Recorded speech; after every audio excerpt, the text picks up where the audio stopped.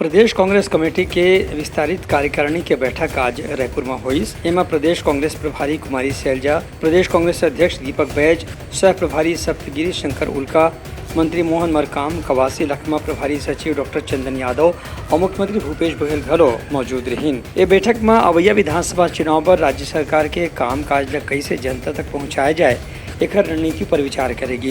कार्यकर्ता मंडल संबोधित करत कुमारी शैलजा कही कि 5 साल के कार्यकाल में राज्य सरकार गरीब, आदिवासी, किसान, महिला, युवा सबों के कल्याण पर कोई न कोई योजना जरूर चला है। यहाँ पर हमारी सरकार बनने के बाद हमारा बेहतरीन कार्य हुआ है, वो इनके गले नहीं उतर रही। एक के बाद एक हर स्टेट में ये खोते जा रहे हैं और ये तरह तरह की आप यहाँ भ्रांतियाँ फैलाएंगे। तो इन बातों के बारे में हमारे कुछ ब्लॉक अध्यक्ष भी बोले, स्टेट के अध्यक्ष भी बोले। ऐसे मुख्यमंत्री भूपेश बघेल कही कि राज्य सरकार हमेशा गरीब, आदिवासी, किसान और मजदूर और बेरोजगार युवक मन के हित ला देख के अपन योजना चलावत है। संगे संग राजीव गांधी, महात्मा गांधी और कांग्रेस के बड़े पूर्वज नेता के विचार ला घलो ध्यान में रखेगी है।